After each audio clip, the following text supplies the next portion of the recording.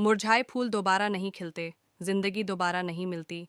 मिलने को तो मिल जाते हैं हजारों लोग दोबारा दुनिया में, मगर हजारों गलतियां माफ करने वाले माँ बाप नहीं मिलते। यह कहानी है एक नौजवान लड़के की जो गुस्से में अपने घर से निकल आया है और बड़बड़ा रहा है।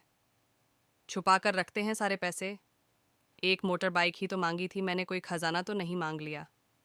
ठीक है, कोई बात नहीं, अगर वो मुझे बाइक नहीं दिलाना चाहते तो मैं भी तब तक घर नहीं जाऊंगा जब तक कि मैं नई मोटर बाइक नहीं खरीद लेता।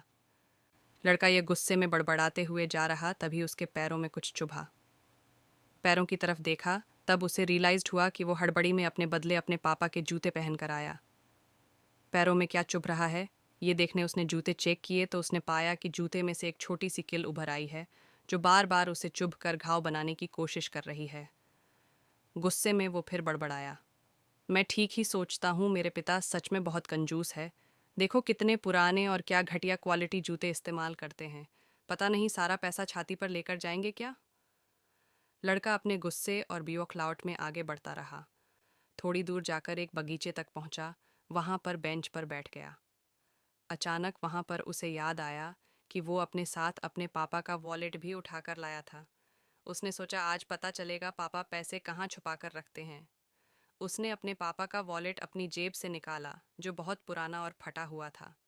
ये वही वॉलेट था जो पापा घर में किसी को छूने भी नहीं देते थे। जब लड़के ने अपने पापा का वॉलेट खोला तो उसमें महज RS-120 थे और अपनी फैमिली की फ़ोटो और एक छोटी सी डायरी थी। डायरी को देखकर लड़के ने सोचा, अच्छा, तो इसमें छुपा कर रखे हैं। सारे राज इसी में लिखा होगा, किससे कितने पैसे लेने हैं या किसको कितने पैसे दिए हैं। अब पता चलेगा कि पापा ने कहाँ कहाँ पैसे इन्वेस्ट कर रखे हैं।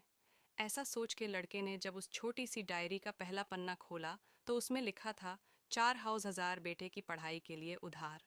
लड़का यह देखकर शॉक हो गया। उसने फिर दूसरा पन्ना खोला जिसमें लिखा था 50,000 उधार नया लैपटॉप बेटे के लिए। ये वही लैपटॉप था जो पापा ने 2 साल पहले ही अपने बेटे को दिया था, क्योंकि वह कॉलेज जाने लगा था। लड़के को अब पता चला कि वह जो भी चीज़ें पापा से डिमांड करता तो पापा कहाँ से पैसे लाते थे। डायरी के इन 2 पन्नों ने ही लड़के का गुस्सा पूरी तरह शांत कर दिया और उसके मन को पश्चाताप से भर दिया। लड़का एक एक करके डायरी के पन्ने पलटता रहा और उसकी आंखों में आंसुओं की धार बहने लगी, जो हर पन्ना पलटने के बाद बढ़ती ही गई। उसे पता चलता गया कि पापा ने अपनी फैमिली की ज़रूरतों को पूरा करने के लिए किस किस से कितना उधार लिया है। पन्ना पलटते पलटते लड़का पिछले दिन की डेट तक पहुंचा। पिछले दिन की तारीख वाले पन्ने पर लिखा था 5,000 बेटे की बाइक के लिए। इस पन्ने को पढ़ते ही बेटे को लगने लगा कि वो इस दुनिया का सबसे खराब बेटा है। लड़के ने जब डायरी का आखिरी पन्ना खोला तो उसमें लिखा था अच्छे जूते खरीदने हैं।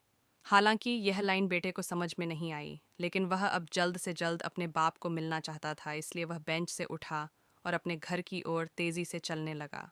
बगीचे के थोड़ा आगे रास्ते में पानी गिरा हुआ था, जिस पर चलने के बाद लड़के को अपने पैरों में ठंडक महसूस हुई। उसने अपने पैरों से जूते उतार कर देखे तो दोनों जूते नीचे तल से फटे हुए थे, जिनसे पानी रिस कर पैरों तक आ रहा था। जूते में निकली किल भी लड़के के पैर में जख्म बनाने में कामयाब हो गई थी। अब बेटे को माँ की वह बातें याद आई जब माँ पापा से कहा करती थी, अब तो नए जूते ले लो, कितने पुराने हो गए हैं। और पापा ये कहकर टाल दिया करते थे, अभी तो लिए हैं, कुछ साल और चल जाएंगे। बेटे ने दोनों जूते उतार कर फेंक दिए और फूट फूट कर रोने लगा। लड़का बड़ी तेजी से अपने घर की तरफ दौड़ा, न जाने उसमें इतनी ताकत कहाँ से आ गई कि रास्ता बहुत लंबा होने के बावजूद वह थोड़ा भी नहीं थका और सीधे अपने घर ही जाकर रुका।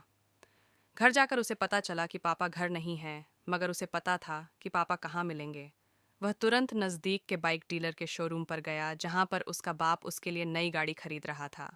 लड़का दौड़कर अपने बाप के गले से लग गया और फुट फुट कर रोने लगा।